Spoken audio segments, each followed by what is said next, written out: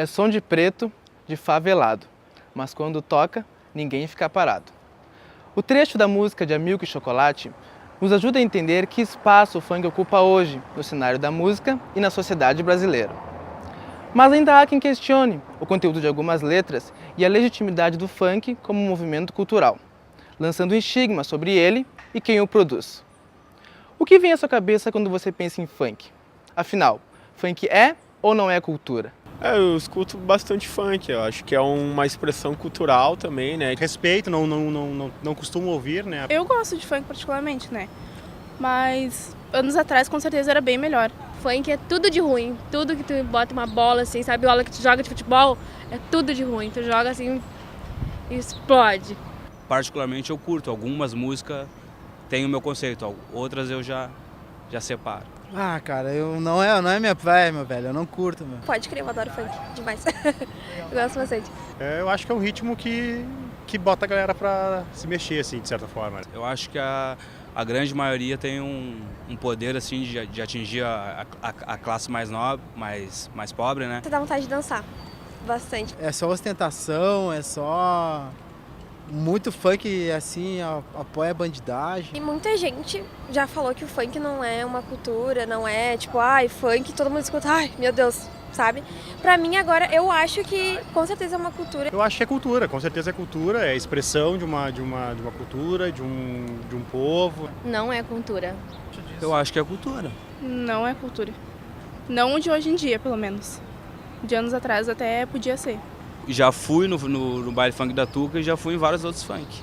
Nunca fui, mas já ouvi falar e conheço gente que vai. Até conheço quem vá, mas não, eu nunca fui ainda, meu. Eu já frequentei, já.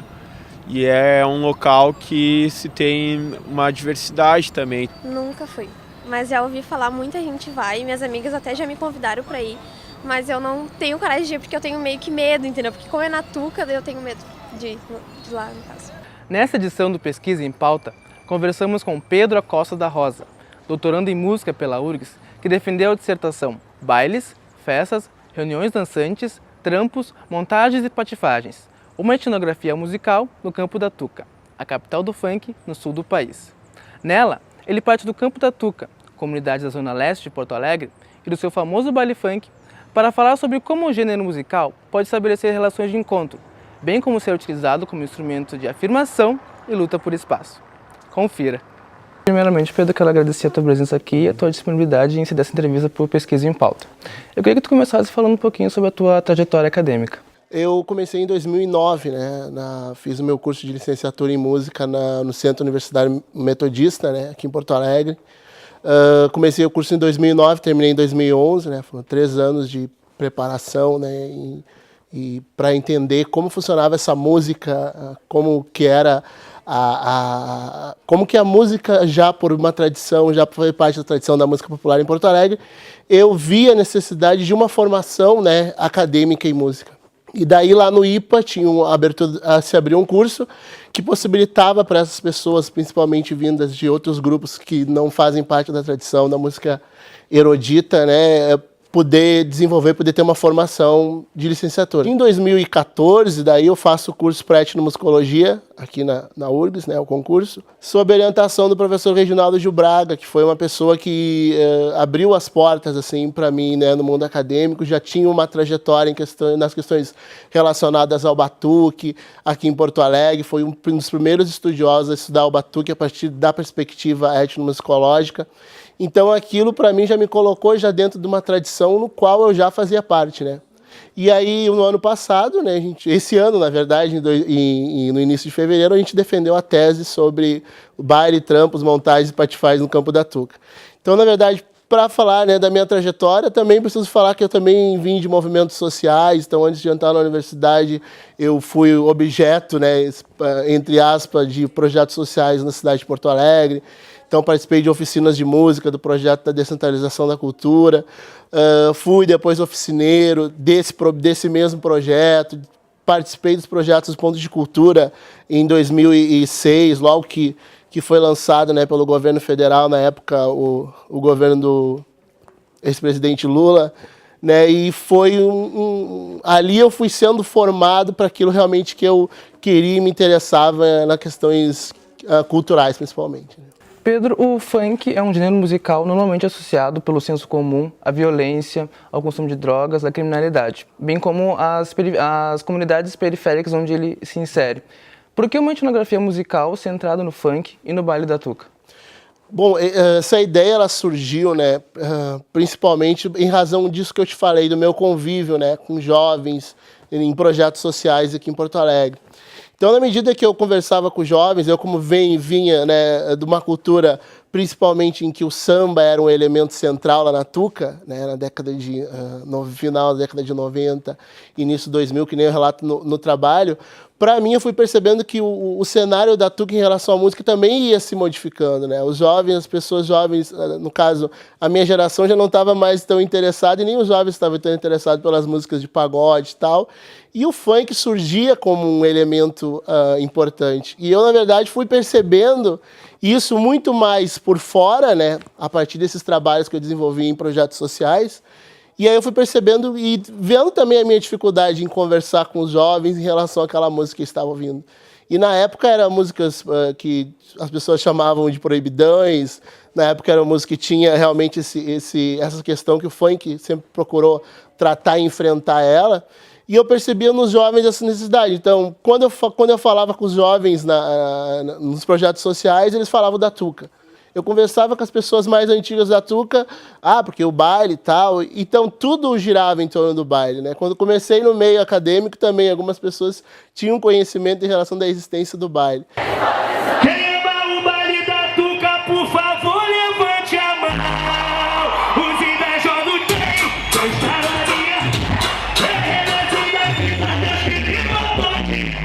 Então, toda a minha todo esse envolvimento com a pesquisa, eu vi que o funk e o funk da Tuca seria um elemento, né, central para mim pensar. E principalmente também o que foi muito interessante desse processo foi as descobertas que eu fui tendo, né, nesse processo, de entender como era a Tuca no momento, como a Tuca estava sendo naquele momento do funk, de entender as lutas, as disputas políticas, né, por espaço. Tudo isso foi ajudando para que eu pensasse, né, qual o meu lugar, né, como eu me posicionava nesse campo, né, de disputas, né? Porque obviamente que eu escolhi o funk, né, para tratar como tema, já sabendo dessa dificuldade, porque eu também pegava a literatura e não via nada em relação ao funk, em relação à Tuca. A maioria dos trabalhos eles estavam relacionados ou na sociologia ou na antropologia, né, principalmente lá no Rio de Janeiro, que já tem uma tradição de mais de 30 anos, né, desde o primeiro trabalho de funk de Hermano Viana. Então, a partir dessas questões, eu fui vendo que o funk no sul do país era uma coisa que deveria ter um olhar. E aí eu escolho uma perspectiva musical. Então, para pensar eu tinha que pensar essa música no campo da Tuca, o que ela ajudava no processo de transformação da própria comunidade. Em todos os momentos que o funk é citado na tua dissertação é feito com letra maiúscula. Por que funk com F maiúsculo? Principalmente em relação ao sujeito, né? Então eu entendo que o funk ele tem um aspecto bem importante que é o ser sujeito. Ou seja, os funkeiros aqui na cidade de Porto Alegre, eles são pessoas que lutaram para ter esse status de funk, né? São pessoas que desde a década de 70 vêm fazendo funk, vêm fazendo festas, vêm fazendo reuniões dançantes, vêm se associando com clubes, com time de futebol, inclusive em outros espaços também de elite aqui da cidade. Então o funk para mim era muito mais do que apenas um gênero musical que eu estarei estudando, né? O funk era, na verdade, um movimento cultural. Assim como os outros pesquisadores já têm apontado alguns trabalhos no Rio de Janeiro, as pessoas entendem que ele vai além do gênero musical. Porque existem várias articulações em torno do funk, várias questões políticas em torno do funk hoje. Então, o funk atualmente se tornou tem um mercado hoje girando em torno do funk, né? Um mercado que emprega, um mercado que não de produtores, né, culturais. Então, tudo isso fez com que eu pensasse o funk com letra maiúscula, mas não foi uma especificidade minha. Alguns outros também já estão desenvolvendo, tendo essa perspectiva. Entrando no resgate histórico que tu faz, tu se baseia em vários conceitos ao longo da pesquisa, né?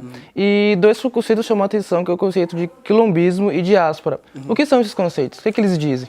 Bom, o conceito de diáspora, né, muitos teóricos já têm pensado o conceito de diáspora, mas eu me peguei principalmente a Stuart Hall, né, que ele fala das questões da diáspora como dispersão, mas também como processo também de encontros culturais, de hibridizações, que ele chama, né? Ou seja, eu ia percebendo que essa noção de diáspora também se servia para o aspecto da música, né? Ou seja, o funk como um fenômeno que não era uma criação do Rio Grande do Sul, mas um fenômeno mundial, né, que começa nos Estados Unidos, que chega através meio que de contrabando por discos, de pessoas que iam aos Estados Unidos, ou de pessoas que traziam os discos que estavam tocando lá na década de 70, que trazem esse material para cá, e desses materiais também vai surgir os bailes, vai surgir as festas. Então eu fui percebendo que era importante eu pensar esse conceito de diáspora em relação também à música. Então essas ideias de Stuart Hall também me ajudavam a entender esse processo também de dispersão, que eu percebi que não era só um caso da minha família, mas era também presente em outros dos meus colaboradores, as pessoas que eu conversava durante o trabalho de campo. Então o conceito de quilombismo eu percebia, porque o Abel Dias do Nascimento, que foi uma pessoa que desenvolveu esse conceito, ele pensava que o conceito de quilombismo também era por conta dos quilombos, né, serem um exemplo para se pensar a sociedade brasileira, né, como um processo de encontro, né. Então eu percebia que esse processo de encontro estava presente nos bailes funk, mesmo que com algumas tensões, algumas diferenças, mas as pessoas de diferentes etnias estavam ali se encontrando, né? Brancos, negros se encontrando, pobres, pessoas de classes sociais um pouco mais elevadas, e às vezes até muito elevadas, estavam interessadas nesses bailes. Então, para mim, o conceito de quilombismo ele me ajudava assim, a entender essa diáspora também que vai se modificando, que vai se atualizando. E principalmente também por uma questão que ele traz no trabalho dele, os clubes sociais, ele falava dos terreiros de candomblé, ele falava dos times de futebol, ou seja, todos esses espaços que são formados na maioria por pessoas negras, que os negros vão se apropriando, são espaços de quilombos também, não só aqueles espaços de quilombo instituído como rural e tal, mas também esses espaços, as escolas de samba também são quilombos. Então tudo isso me apontava também para entender também que o funk, metaforicamente, né, ele podia ser um espaço também quilombista. Pedro, a internet hoje é o principal instrumento de divulgação na produção do funk. Qual foi a importância dela nesse processo que acabou consagrando o Campo da Tuca como a capital do funk no sul do país?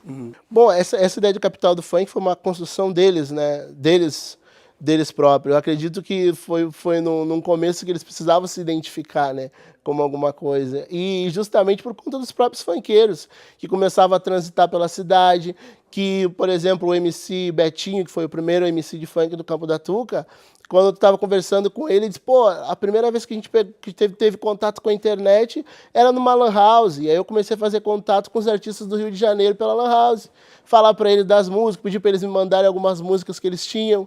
E aí, nisso, eu fui passando para as pessoas que estavam organizando os bailes, do baile da Tuca, né, na sua primeira fase, para que os DJ colocassem aquelas músicas que estavam tocando também no baile, né?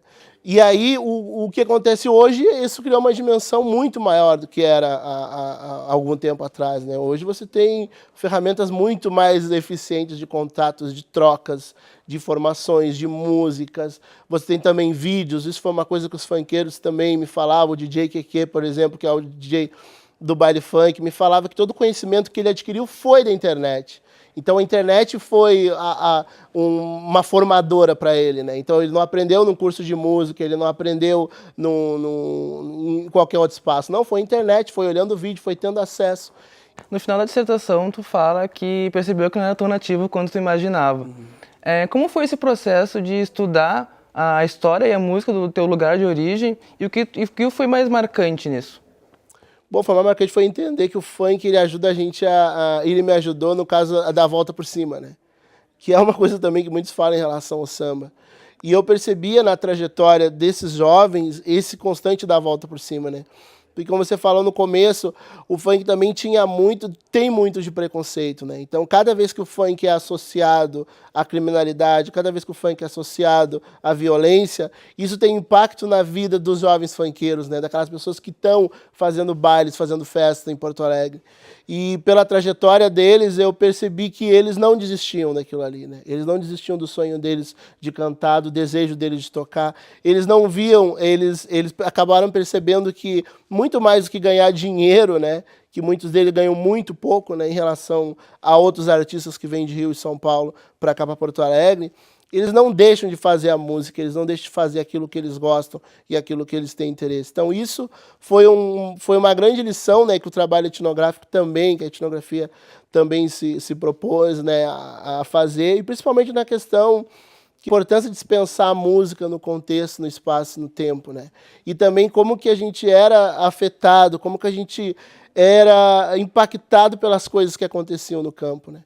Então eu fui vendo que, por exemplo, a escola de MC tinha um papel importante em relação ao funk, na formação dos jovens, em tentar conscientizar os jovens para algumas questões conflituosas em relação à sociedade, como questão de gênero, raça e sexualidade. Eu fui vendo aquilo ali como uma coisa importante que deveria também ser feito na escola e que grande parte dela não é. Então o funk ele é colocado num lugar assim subalterno na escola, né? A questão nativa foi isso que eu percebi, foi uma coisa para mim foi muito assim que eu fui percebendo no campo, que eu achava que eu ia ter acesso a todos os espaços.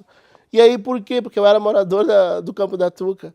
E aí quando eu me deparei no campo, tinha determinados momentos que eu não era convidado a participar e eu percebia ali, né, por conta dessa formação que a gente tem aqui na universidade, no Departamento de Arte e Musicologia, que tem que se respeitar as pessoas, né? Tem que se respeitar o direito e os interesses das pessoas. Tive que mostrar para elas o interesse do meu trabalho, quais eram os meus reais interesses, né? Pedro, então eu queria agradecer a tua presença aqui. Muito obrigado. Obrigado, eu que agradeço.